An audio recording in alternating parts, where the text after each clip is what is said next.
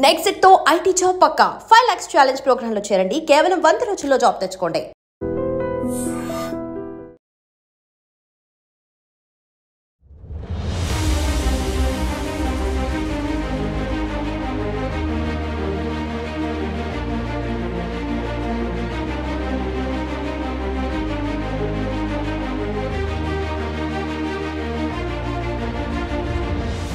సద్దుల బతుకమ్మ ఇప్పుడు తెలంగాణ రాష్ట్ర వ్యాప్తంగా సద్దుల బతుకమ్మ నిన్న చాలా చోట్ల జరిగింది. తర్వాత ఈ రోజు కూడా కొన్ని ప్రాంతాల్లో సద్దుల బతుకమ్మని సెలబ్రేట్ చేసుకుంటున్నారు. ఎంత పెద్ద ఎత్తున మహిళలు వచ్చి ఆడి పాడతారో మనకు తెలుసు. అట్లాగే చాలా మంది కూడా పెద్ద పెద్ద బతుకమ్మలని చేసి ఊరేగింపుగా తీసుకెళ్లి ఒక గ్రౌండ్కి తీసుకువెళ్ళిన తర్వాత ఆడపడుచులందరూ చుట్టూ చేరి బతుకమ్మలు ఆడుతూ ఉంటారు. అందులో భాగంగా కుకట్పల్లిలో ఉన్నటువంటి పాపారాయుడు నగర్లో నిన్న సద్దుల బతుకమ్మ జరిగింది. అందులో భాగంగానే ఇప్పుడు మీకు కనిపిస్తున్నటువంటి విజువల్ ఏదైతే ఉందో అంత పెద్ద బతుకమ్మని ఒక చోటు నుంచి అంటే తయారు చేసినటువంటి చోటు నుంచి ఇంకో ప్రాంతానికి ఆడేటటువంటి ప్రాంతానికి తీసుకువెళ్తున్నటువంటి క్రమంలో పెద్ద హైట్ కూడా మీరు చూడండి, బతుకమ్మది అంత పెద్దగా ఏం లేదు.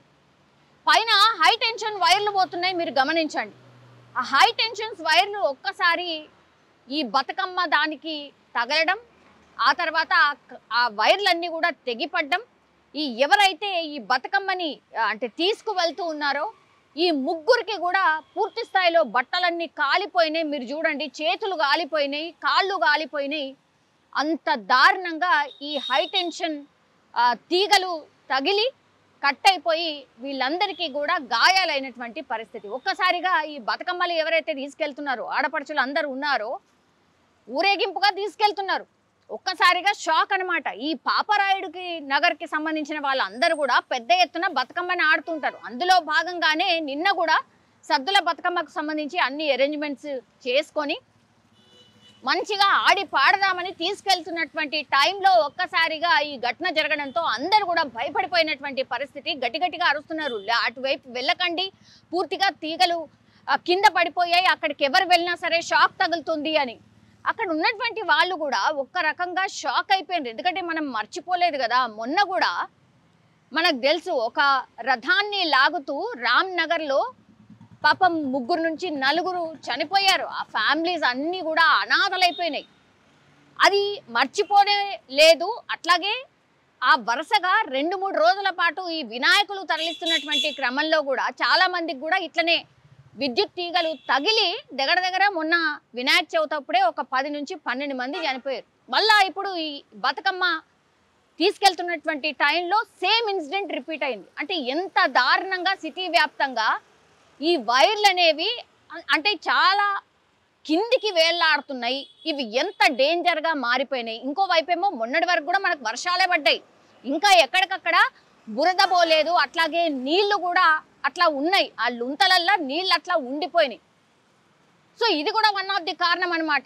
ఒక్కసారిగా ఈ ఘటన జరిగిన తర్వాత ఈ కాలనీ వాసులు అందరూ కూడా పోలీసులకు ఇన్ఫర్మేషన్ ఇచ్చిండ్రు, అట్లాగే ఈ విద్యుత్ శాఖ అధికారులకు ఇన్ఫర్మేషన్ ఇవ్వడంతో వాళ్ళు ఘటనా స్థలానికి చేరుకున్నారు. చేరుకున్న తర్వాత ఆ ఇన్సిడెంట్ చూసిన తర్వాత అసలు కనీసం మీరు పట్టించుకోకుండా తీగలన్నీ ఇంత కిందికి వేళ్లాడుతున్నాయి, మనుషుల ప్రాణాలతోని ఎందుకు చెలగాటం ఆడుతున్నారు అనేటువంటిది కూడా విద్యుత్ శాఖ అధికారులని స్థానికులు క్వశ్చన్ చేసినటువంటి పరిస్థితి.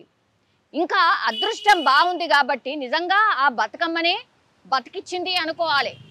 విద్యుత్ షాక్ తగిలింది, పాపం గాయాలైనాయి, మొత్తం కాలిపోయాయి, కాళ్ళు బట్టలు కాలిపోయినాయి, ఆ తర్వాత చేతులు కాలిపోయినాయి. వాళ్ళు ఎట్లా ఉన్నారు మీరు చూడండి. అదృష్టం బాగుంది అని అంటారు కదా, వాళ్ళకి అదృష్టం నిజంగానే బాగుంది కాబట్టి వాళ్ళు బతకగలిగినరు. దగ్గరలో ఉన్నటువంటి హాస్పిటల్కి తీసుకెళ్ళి వాళ్ళకి ట్రీట్మెంట్ చేసినప్పుడు కూడా డాక్టర్స్ ఇదే చెప్పారు, మీ అదృష్టం చాలా బాగుంది కాబట్టి మీరు త్రుటిలో తప్పించుకున్నారు, లేదంటే గతంలో నేను ఇంతకుముందు చెప్పిన ఇన్సిడెంట్స్ నేనే చెప్పిన కదా, ఇప్పుడు 10 నుంచి 12 మంది చనిపోయినరు, మనం అందరం కూడా చూసాం కదా, ఏంది ఇది అని మాట్లాడుకున్నాం కదా. సో అట్లాంటిదే మళ్ళీ ఈ రోజు కూడా రిపీట్ అవుతుండే, అంటే నిన్న సద్దుల బతుకమ్మ రోజు రిపీట్ అవుతుండే. జిహెచ్ఎంసీ పెద్ద ఎత్తున ఆనాడు ఈ రామ్నగర్లో జరిగినటువంటి ఇన్సిడెంట్ తర్వాత కొంత జిహెచ్ఎంసీ హడావిడి చేసి ఈ తీగలు ఏవైతే ఉన్నాయో వాటన్నిటినీ కూడా మేము అన్ని ప్రక్షాళన చేస్తాం, తొలగిస్తాం ఇవన్నీ చెప్పినప్పుడు కూడా ఈ కేబుల్ ఆపరేటర్స్ కూడా నానా హంగామా చేసిండ్రు, కోర్టుకి వెళ్ళిండ్రు, అట్లట్లా చేస్తారు ఇట్లెట్లా చేస్తారు అని కూడా ఒక ఫైట్ అయితే నడిచింది.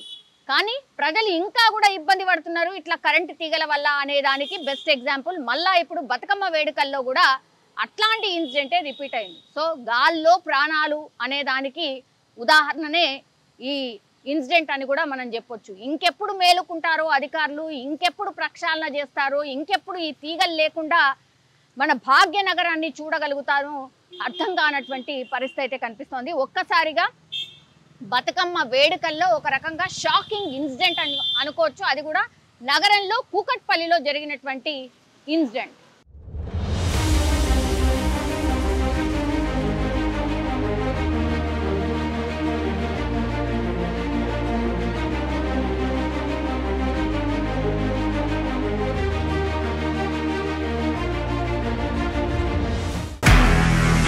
నిజంగా ప్రస్తుతం ఉన్నటువంటి సమాజం దేనికి ప్రయారిటీ ఇస్తుంది?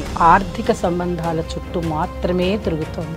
మళ్ళీ ఎన్నికలంగానే చాలా విరక్తి కలుగుతున్నాం. మంచి అనిపిస్తుంది కదా, లేడీస్ కూడా ఛాలెంజింగ్ జాబ్స్ చేసినప్పుడు చాలా బాగుంటది. ట్రాఫిక్ అసిస్టెంట్స్ గా నియమించిన ట్రాన్స్జెండర్స్ అందరితో సాల్యూట్ చేయించుకుంటున్నారు. ఫుడ్ డెలివరీ ఇవ్వటానికి వెళ్ళినటువంటి డెలివరీ బాయ్ అనిల్ పై కళ్ళ ముందు